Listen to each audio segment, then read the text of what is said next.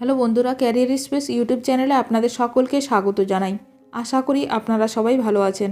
আজকে এই মুহূর্তে শিক্ষক নিয়োগ সংক্রান্ত যে সবচেয়ে গুরুত্বপূর্ণ আপডেট উঠে এসেছে, বিস্তারিত সেই সম্পর্কে আলোচনা করব।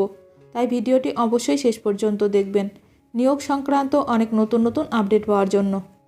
যারা চ্যানেলে নতুন তারা চ্যানেলটিকে সাবস্ক্রাইব করে পাশে থাকা বেল বাটনে প্রেস করে অল নোটিফিকেশানটিকে অন করে রাখবেন, কারণ এমন ধরনের লেটেস্ট আপডেট নিয়ে এই চ্যানেলে সবসময় ভিডিও আপলোড করা হয়ে থাকে।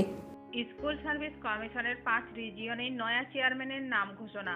তবে কি দ্রুত নিয়োগ শুরু? স্কুল সার্ভিস কমিশনের 5 রিজিয়নে নয়া চেয়ারম্যানের নাম ঘোষণা হলো। এসএসসির 5টি আঞ্চলিক অফিসে চেয়ারম্যান নিয়োগ করল স্কুল শিক্ষা দপ্তর। সদ্যই 14,000-এর বেশি শূন্য পদে নিয়োগের ছাড়পত্র দিয়েছে কলকাতা হাইকোর্ট। এই আবহে চেয়ারম্যান নিয়োগ যথেষ্ট তাৎপর্যমূলক বলেই মনে করছে সংশ্লিষ্ট মহল। স্কুল সার্ভিস কমিশনের সাদার্ন রিজিয়নে চেয়ারম্যান নির্বাচন করা হয়েছে যাদবপুর বিশ্ববিদ্যালয়ের এডুকেশন বিভাগের সহকারী অধ্যাপক মণিকান্ত পরিয়াকে। ইস্টার্ন রিজিয়নের চেয়ারম্যান হয়েছেন রামপুরহাট কলেজের সহকারী অধ্যাপক অরিন্দম গঙ্গোপাধ্যায়। সাউথ ইস্টার্ন রিজিয়নের চেয়ারম্যান করা হয়েছে পশ্চিমবঙ্গ রাষ্ট্রীয় বিশ্ববিদ্যালয়ের সহকারী অধ্যাপক সৌমি দাসকে।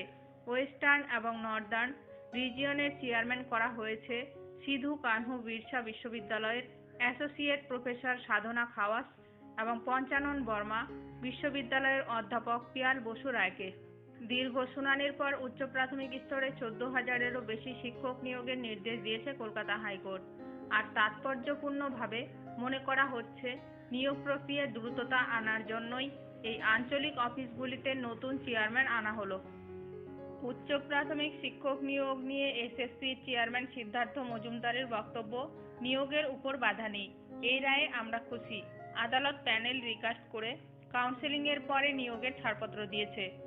ভিডিওটি ভালো লাগলে অবশ্যই লাইক করবেন। আজকের ভিডিওটি এখানেই শেষ করলাম। নতুন কোনো আপডেট নিয়ে দেখা হবে নেক্সট ভিডিওতে।